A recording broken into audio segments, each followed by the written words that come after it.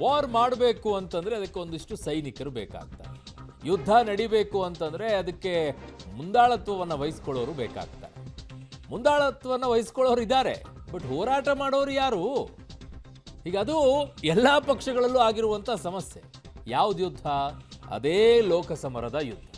ಅದಕ್ಕೆಲ್ಲ ಸಿದ್ಧತೆ ನಡೀತಾ ಇದೆ. ಈಗ ನಾನು ಡಿಬೇಟ್ ನಡೆಸ್ಬೇಕಾದ್ರೆ ಯಾರು ಗೆಸ್ಟೇ ಇಲ್ಲದ್ರೆ ಡಿಬೇಟ್ ಎಲ್ಲಿಂದ ಆಗುತ್ತೆ? ಆಗಲ್ಲ.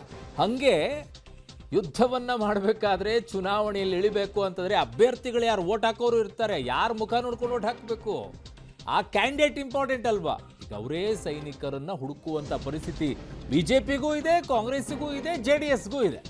ಲೋಕಯುದ್ಧಕ್ಕೆ ಎಲ್ಲರೂ ಸಿದ್ಧ, ಆದರೆ ಸೈನಿಕರದ್ದೇ ಬಹಳ ದೊಡ್ಡ ಕೊರತೆ. ಈಗ ಬಿಜೆಪಿಗೂ ಸಹ ಡಜನ್ ಲೆಕ್ಕದಲ್ಲಿ ಹೊಸ ಅಭ್ಯರ್ಥಿಗಳು ಬೇಕಾಗಿದ್ದಾರೆ. 135 ಶಾಸಕರ ಬಲದ ಕಾಂಗ್ರೆಸ್ನಲ್ಲೂ ಕೂಡ ಗಟ್ಟಿ ಸ್ಪರ್ಧಿಗಳ ಅಭಾವ ಕಾಣಿಸಿಕೊಳ್ತಾ ಇದೆ. ದಳ ಕೋಟೆಯಲ್ಲೂ ಕೂಡ ಅಷ್ಟೇ, ಯಾವ ಕ್ಷೇತ್ರದಲ್ಲಿ ಯಾರು ಅನ್ನುವಂಥ ಕ್ಲಾರಿಟಿ ಅವ್ರಿಗೂ ಇಲ್ಲ. ಸೊ ಎಲ್ಲರೂ ಕೂಡ ಈಗ ಸಿದ್ಧರಾಗಿದ್ದಾರೆ, ಬಟ್ ಸೈನಿಕರದ್ದೇ ಕೊರತೆ. ಯಾರು ಸೈನಿಕರು? ಸೇನಾಧಿಪತಿಗಳು ರೆಡಿ ಆಗಿದ್ದಾರೆ, ಆಮೇಲೆ ರಾಜರು ರೆಡಿ ಆಗಿದ್ದಾರೆ. ಸೈನಿಕರು ಯಾರು ಅನ್ನುವಂಥದ್ದು ಬೇಕಾಗಿದೆ. ಈಗ ಕಾಂಗ್ರೆಸ್ನಲ್ಲೂ ಸೈನಿಕರು ಬೇಕಾಗಿದೆ. ಅಭೂತಪೂರ್ವವಾದಂಥ ಗೆಲುವು ಪಡೆದಂತಹ ಕಾಂಗ್ರೆಸ್ಸಲ್ಲಿ ಈಗ ಅಭ್ಯರ್ಥಿಗಳ ಕೊರತೆ ಲೋಕಸಭೆಯಲ್ಲಿ ಕಾಣಿಸ್ತಾ ಇದೆ. ಬಿಜೆಪಿಯಲ್ಲೂ ಕೂಡ ಮೋದಿ ಹೆಸರಿನಲ್ಲೇನೇ ಗೆಲ್ತೀವಿ ನಾವು ಅನ್ನುವಂಥ ಹೇಳುವಂಥ ಪರಿಸ್ಥಿತಿಯಲ್ಲೂ ಸಹ ಅಭ್ಯರ್ಥಿಗಳು ಯಾರು ಅನ್ನುವಂಥ ಪರಿಸ್ಥಿತಿ ಬಿಜೆಪಿಗೂ ತಂದೊದಗಿದೆ. ಅದು ಇನ್ನೊಂದಿಷ್ಟು ಕಷ್ಟ. JDS ಅಲ್ಲಿ ಇನ್ನೊಂದು ರೀತಿಯಾದಂಥ ಪರಿಸ್ಥಿತಿ. ಈಗ ಯಾರನ್ನು ನಿಲ್ಲಿಸಬೇಕು ಅದಕ್ಕೊಂದು ಕ್ಲಾರಿಟಿ ಸಿಗ್ತಾ ಇಲ್ಲ ಅವರಿಗೆ. ಯಾರನ್ನು ನಿಲ್ಲಿಸಬೇಕು? ಕುಟುಂಬದಿಂದನೇ ಒಬ್ಬರು ನಿಲ್ಲಿಸ್ಬೇಕಾ, ಇಬ್ಬರು ನಿಲ್ಲಿಸ್ಬೇಕಾ, ಯಾರು ನಿಲ್ಲಬೇಕು, ಯಾರನ್ನು ಕಣಕ್ಕಿಳಿಸ್ಬೇಕು, ಯಾವ ಕ್ಷೇತ್ರದಲ್ಲಿ ನಿಲ್ಲಿಸಬೇಕು, ಇವೆಲ್ಲ ಬಹಳ ದೊಡ್ಡ ಕನ್ಫ್ಯೂಷನ್ ಅವ್ರಿಗೂ ಇದೆ. ಸಚಿವರಿಗೆ ದೊಡ್ಡ ಟಾಸ್ಕನ್ನು ಕೊಡುವಂಥ ಲೆಕ್ಕ ಅದು ಒಂದು ಕಡೆಗಿದೆ. ಈ ಕಡೆಗೆ ಬಿಜೆಪಿ ಅಭ್ಯರ್ಥಿ ಅನ್ವೇಷಣೆ. ಚಾಮರಾಜನಗರದ್ದೇನು ಕತೆ? ಶ್ರೀನಿವಾಸ್ ಪ್ರಸಾದ್ ಅವ್ರದ್ದು ವಯಸ್ಸು ಮತ್ತು ಅನಾರೋಗ್ಯದ ಕಾರಣ ಅವ್ರು ಹೇಳಿದ್ದಾರೆ ನಾನು ಸ್ಪರ್ಧೆ ಮಾಡಲ್ಲ ಅಂತ ಹೇಳಿ. ಸೊ ಹಾಗಾಗಿ ಅಲ್ಲಿ ಅವ್ರಿಗೆ ಸಮಸ್ಯೆ ಆಗುತ್ತೆ ಅಂತಿದ್ದಾರೆ. ಅಲ್ಲಿ ಯಾರು ಕ್ಯಾಂಡಿಡೇಟ್? ಈಗ ಹಾಲಿ ಇರುವಂತಹ ಯಾವೆಲ್ಲ ಕ್ಷೇತ್ರಗಳಿದೆಯೋ ಅದರ ಲೆಕ್ಕವನ್ನು ನಿಮ್ಗೆ ಕೊಡ್ತಾ ಇದ್ವಿ, ಬಿಜೆಪಿ ಅಭ್ಯರ್ಥಿಯ ಅನ್ವೇಷಣೆಗಳು. ಸೊ ಚಿಕ್ಕಬಳ್ಳಾಪುರದಲ್ಲಿ ಬಚ್ಚೇಗೌಡರು ಅಗೇನ್ ಅಲ್ಲಿ ವಯಸ್ಸಿನ ಕಾರಣ. ಸೊ ಹಾಗಾಗಿ ಅಲ್ಲೂ ಕೂಡ ಈಗ ಅಭ್ಯರ್ಥಿ ಯಾರು ಅನ್ನುವಂಥ ಪ್ರಶ್ನೆ ಅವರಿಗೆ ಕಾಡ್ತಾ ಇರೋದು. ಹಾಲಿ ಲೋಕಸಭಾ ಕ್ಷೇತ್ರಗಳ ಪರಿಸ್ಥಿತಿಗಳಿವೆಲ್ಲ. ಬೆಂಗಳೂರು ಉತ್ತರ, ಇದು ಚಿಕ್ಕಬಳ್ಳಾಪುರ ಆಯಿತು, ಇನ್ನೊಂದು ಚಾಮರಾಜನಗರ ಆಯಿತು. ಈಗ ಬೆಂಗಳೂರು ಉತ್ತರಕ್ಕೆ ಹೋಗೋದಾದರೆ, ಬೆಂಗಳೂರು ಉತ್ತರದಲ್ಲಿ ಸದಾನಂದ ಗೌಡರು ಚುನಾವಣೆ ರಾಜಕೀಯದಿಂದ ನಿವೃತ್ತಿಯನ್ನು ಘೋಷಣೆ ಮಾಡೇ ಆಗಿದೆ. ಅವರೇ ಹೇಳಿದ್ದಾರೆ ನಾನು ಇನ್ನು ಸ್ಪರ್ಧೆ ಮಾಡೋದಿಲ್ಲ ಅಂತ ಹೇಳಿ. ಹಾಗಾಗಿ ಅಲ್ಲಿ ತುಂಬ ಜನ ಕರ್ಚೀಫು ಹಾಕಿದರೆ, ತುಂಬ ಜನ ಟವೆಲ್ಲು ಹಾಕಿದ್ದಾರೆ, ಕೆಲವರು ನಿಂತ್ಕೊಂಡ್ಬಿಟ್ಟು ಸಿಟಿ ನೋಡಿತಾ ಇದ್ದಾರೆ. ಯಾರಿಗೆ ಚಾನ್ಸ್ ಸಿಗುತ್ತೋ ಗೊತ್ತಿಲ್ಲ. ಅಲ್ಲಿ ಯಾರು ನಿಲ್ಲಿಸಬೇಕು ಅನ್ನೋ ಪ್ರಶ್ನೆ ಅವ್ರಿಗೂ ಇದೆ. ಹಾವೇರಿಯಲ್ಲಿ ಶಿವಕುಮಾರ್ ಉದಾಸಿ ಅವರು ಕೂಡ ಚುನಾವಣೆ ರಾಜಕೀಯದಿಂದ ನಿವೃತ್ತಿ ಘೋಷಣೆ ಮಾಡಾಗಿದೆ, ನಾನು ಸ್ಪರ್ಧೆ ಮಾಡಲ್ಲ ಅಂತ ಅವರು ಹೇಳಿದ್ದಾರೆ. ಸೊ ಹಾಗಾಗಿ ಹಾವೇರಿ ಮತ್ತು ಗದಗ ಅದು ಲೋಕಸಭಾ ಕ್ಷೇತ್ರ. ಸೊ ಆ ಕ್ಷೇತ್ರದಿಂದ ಯಾರು ಅನ್ನುವಂಥದ್ದನ್ನು ಈಗ ಬಿಜೆಪಿಗೆ ಪ್ರಶ್ನೆ. ತುಮಕೂರು ಬಸವರಾಜ್ ಅವರು, ಬಸವರಾಜ್ ಅವರು, ಅವ್ರಿಗೆ ವಯಸ್ಸಿನ ಕಾರಣ ಮತ್ತು ಅನಾರೋಗ್ಯದ ಸಮಸ್ಯೆ, ಅವರು ಕೂಡ ಸ್ಪರ್ಧೆ ಮಾಡ್ತಾ ಇಲ್ಲ. ಸೊ ಹಾಗಾಗಿ ಈಗ ಯಾರನ್ನು ಅಲ್ಲಿ ಕಣಕ್ಕಿಳಿಸ್ತಾರೆ ಅನ್ನೋದಿದೆ. ಅದು JDS ಕಡೆಗೆ ಹೋಗುತ್ತಾ, ಬಿಜೆಪಿ ಕಡೆಗೆ ಉಳ್ಕೊಳ್ಳುತ್ತಾ, ಬಿಜೆಪಿ ಕಡೆಗೆ ಉಳ್ಕೊಂಡ್ರೆ ಯಾರು ಅಭ್ಯರ್ಥಿ, JDS ಕಡೆಗೆ ಉಳ್ಕೊಂಡ್ರೆ ಯಾರು ಅಭ್ಯರ್ಥಿ ಅಲ್ಲಿ ಅನ್ನೋದು. ವಿಜಯಪುರದಲ್ಲಿ ರಮೇಶ್ ಜಿಗಜಿಣಗಿ ವಯಸ್ಸಿನ ಕಾರಣ ಅಲ್ಲೂ ಕೂಡ ಬರುತ್ತೆ.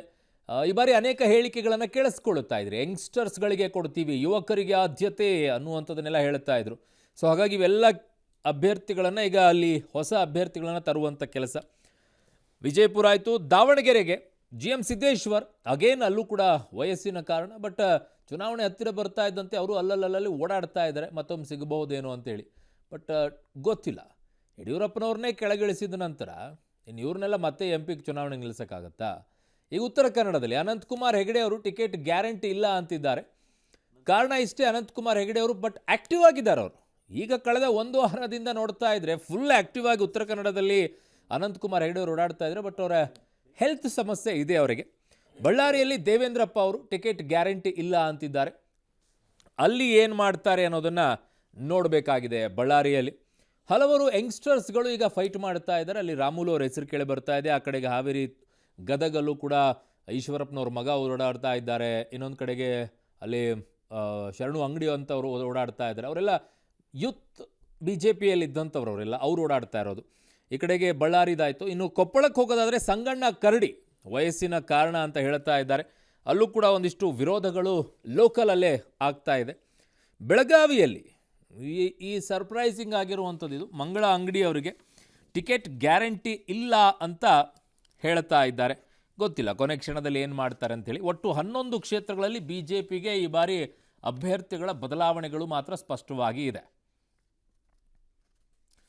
ಸೊ ಇದಿಷ್ಟು BJP ಅಭ್ಯರ್ಥಿಯ ಅನ್ವೇಷಣೆ ನಡೆಯುವಂಥ ಕ್ಷೇತ್ರಗಳು. ಒಟ್ಟು 11 ಕ್ಷೇತ್ರಗಳಿದೆ.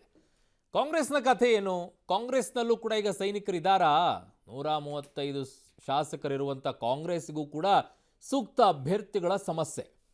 ಯಾರು ಸೈನಿಕರು? ಹಲವು ಕಡೆಗಳಲ್ಲಿ ಚರ್ಚೆ ಆಗ್ತಾ ಇದೆ. ಸಚಿವರೇ ಸ್ಪರ್ಧೆ ಮಾಡಬೇಕು ಟಾಸ್ಕ್ ಅಂತ ಹೇಳಿ. ಸಚಿವರು ನಿಲ್ತಾರಾ? ನಿಲ್ಲೋ ಆಸೆ ಇದೆಯಾ? ಈಗಷ್ಟೇ ಗೆದ್ದು ಬಂದು ಮಂತ್ರಿ ಆಗಿದ್ದೀವಿ, ಆಮೇಲೆ MP ಆಗೋಗ್ಬಿಟ್ಟು ಬರೀ MP ಆಗಿ ಕೂತ್ಕೊಂಡ್ರೆ ಏನು ಮಾಡೋಣ ಅಂತ ಅಂದ್ಬಿಟ್ರೆ ಸೊ ಗೊತ್ತಿಲ್ಲ ಏನಾಗುತ್ತೆ. ಹೇಳಿದ್ಮೇಲೆ ಹೈಕಮಾಂಡ್ ಹೇಳಿದ್ಮೇಲೆ ಕೇಳಬೇಕಲ್ವಾ? ಕೇಳ್ತಾರೆ.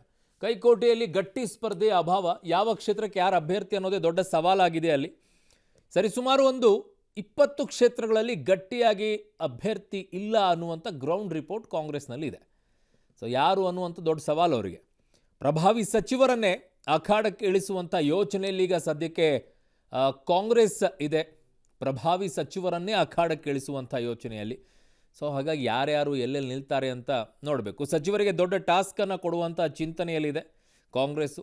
ಕೊಟ್ಟರೆ ಮುಂದೆ ಸಚಿವರಾಗಿ ಮುಂದುವರಿತಾರೆ, ಇಲ್ಲ ಅಂದರೆ ಇಲ್ಲ. ಚಾಮರಾಜನಗರ, ಮಂಡ್ಯ, ಮೈಸೂರು, ಬೆಂಗಳೂರು ಉತ್ತರ, ಬೆಂಗಳೂರು ಕೇಂದ್ರ, ಬೆಂಗಳೂರು ದಕ್ಷಿಣ, ಶಿವಮೊಗ್ಗ, ತುಮಕೂರು, ಬೀದರ್, ಗದಗ, ಹಾವೇರಿ, ಬೆಳಗಾವಿ, ಚಿಕ್ಕೋಡಿ, ಉಡುಪಿ, ಚಿಕ್ಕಮಗಳೂರು, ಮಂಗಳೂರು, ಹಾಸನ, ಉತ್ತರ ಕನ್ನಡ ಒಟ್ಟು 16 ಕ್ಷೇತ್ರಗಳದ್ದು ಈಗ ಲೆಕ್ಕ. ಒಟ್ಟು 20 ಅಂತಿದ್ದಾರೆ. ಸೊ ಇವಿಷ್ಟು ಕೂಡ ಲೆಕ್ಕಗಳಿದ್ದಾವೆ. ಸೊ ಒಂದು ಕಡೆಗೆ ಚಾಮರಾಜನಗರ, ಮಂಡ್ಯ, ಬೆಂಗಳೂರು ಕೇಂದ್ರ, ಬೆಂಗಳೂರು ಉತ್ತರ, ಸೊ ಇವೆಲ್ಲವೂ ಕೂಡ ಬೆಂಗಳೂರು ದಕ್ಷಿಣ, ಈ ಎಲ್ಲ ಕ್ಷೇತ್ರಗಳಲ್ಲೂ ಕೂಡ ಒಟ್ಟು 16 ಕ್ಷೇತ್ರಗಳಲ್ಲಿ ಅಭ್ಯರ್ಥಿಗಳನ್ನು ಯಾರನ್ನು ಇಳಿಸಬೇಕು ಅನ್ನುವಂತಿದೆ. ಹೇಳ್ತಾರೆ ಕಾಂಗ್ರೆಸ್ನವರು, ನಮ್ಮಲ್ಲಿ ಸಾಲು ಅಭ್ಯರ್ಥಿಗಳಿದ್ದಾರೆ, ಯಾರಿಗೆ ಕೊಡಬೇಕು ಅನ್ನುವಂಥ ಯೋಚನೆ ಮಾಡ್ತೀವಿ ಅಂತ ಹೇಳಿ. 100% ಆಗಿದ್ರೆ ಸಚಿವರನ್ನ ಯಾಕೆ ನಿಲ್ಲಿಸ್ಬೇಕು? ಸಚಿವರ ಹೆಸರು ಯಾಕೆ ಓಡಾಡ್ತಾ ಇದೆ ಗೊತ್ತಿಲ್ಲ. ಈಗ ಅದಕ್ಕೆ ಬಗ್ಗೆ ಚರ್ಚೆ ಮಾಡೋಣ. ಡಿಬೇಟಲ್ಲಿ ನನ್ನ ಜೊತೆಗೆ ಅತಿಥಿಗಳು ಕೂಡ ಇರ್ತಾರೆ. ಸೊ ಶಿವಮೊಗ್ಗ, ತುಮಕೂರು ಕಾರಣ ಕಳೆದ ಬಾರಿ ಅವರು ಒಂದೇ ಸೀಟನ್ನು ಗೆದ್ದಿರೋದು. ಈ ಬಾರಿ ಎಷ್ಟೇ ಗೆದ್ದರೂ ಕೂಡ ಅವರಿಗೆ ಗೇನ್ ಆಗುತ್ತೆ. ಇನ್ನು JDSನಲ್ಲಿ ನೋಡೋಣ. JDSನಲ್ಲಿ ಏನಿದೆ ಅಂತಂದರೆ ಹಾಸನದಲ್ಲಿ ಪ್ರಜ್ವಲ್ ರೇವಣ್ಣ ಅವರು ಈಗ ಹಾಲಿ ಸಂಸದರು. ಮಂಡ್ಯ ಕುಮಾರಸ್ವಾಮಿ ಅಥವಾ CS ಪುಟ್ಟರಾಜು ಅಂತಿದ್ದಾರೆ. ಯಾರು ಅನ್ನುವಂಥದ್ದು ಕ್ಲಾರಿಟಿ ಅವ್ರಿಗೂ ಕೂಡ ಸಿಗ್ತಾ ಇಲ್ಲ. ಕೋಲಾರದಲ್ಲೂ ಕೂಡ ಅವರಿಗೆ ಕ್ಲಾರಿಟಿ ಇಲ್ಲ. ಎಷ್ಟು ಕ್ಷೇತ್ರಗಳನ್ನು JDSಗೆ ಬಿಟ್ಟು ಕೊಡ್ತಾರೆ ಅನ್ನೋದರ ಮೇಲೆ ಡಿಪೆಂಡ್ ಇದು. ಹಳೆ ಮೈಸೂರದ ಲೆಕ್ಕಾಚಾರ. ಕೋಲಾರದಲ್ಲಿ ಕ್ಲಾರಿಟಿ ಇಲ್ಲ ಅವರಿಗೆ. ಅದೇ ರೀತಿಯಾಗಿ ಬೆಂಗಳೂರು ಗ್ರಾಮಾಂತರದ್ದು ಕೂಡ ಕ್ಲಾರಿಟಿ ಇಲ್ಲ. ಅಲ್ಲಿ ಒಂದು ಕಡೆ ಕುಮಾರಸ್ವಾಮಿ ಅವ್ರನ್ನಂತಾರೆ, ಒಂದು ಕಡೆಗೆ BJP ಅವ್ರು ನಿಲ್ತಾರೆ, ನಾವು ಸಪೋರ್ಟ್ ಮಾಡ್ತೀವಿ ಅಂತಾರೆ. ಒಂಥರ ಗೋದಲಿದೆ ಅಲ್ಲಿ. ಸೊ ತುಮಕೂರದ್ದು ಕೂಡ ಕ್ಲಾರಿಟಿ ಇಲ್ಲ. BJPಗೆ ಹೋಗುತ್ತಾ, JDSಗೆ ಹೋಗುತ್ತಾ ಸೀಟು ಹಂಚಿಕೆಯಲ್ಲಿ. ಚಿಕ್ಕಬಳ್ಳಾಪುರದ್ದು ಕೂಡ ಕ್ಲಾರಿಟಿ ಇಲ್ಲ. ಇಬ್ಬರಿಗೂ ಇಲ್ಲ, JDSಗೂ ಇಲ್ಲ, BJPಗೂ ಇಲ್ಲ. ಕಾರಣ ಅಲ್ಲಿ ವಯಸ್ಸಿನ ಸಮಸ್ಯೆ. ಇಲ್ಲಿ ಈಗ JDSಗೆ ಕ್ಯಾಂಡಿಡೇಟ್ ಯಾರು? ಆ ಕ್ಷೇತ್ರವನ್ನು JDSಗೆ ಕೊಡ್ತಾರಾ, ಕೊಡಲ್ವಾ? ನೋಡೋಣ.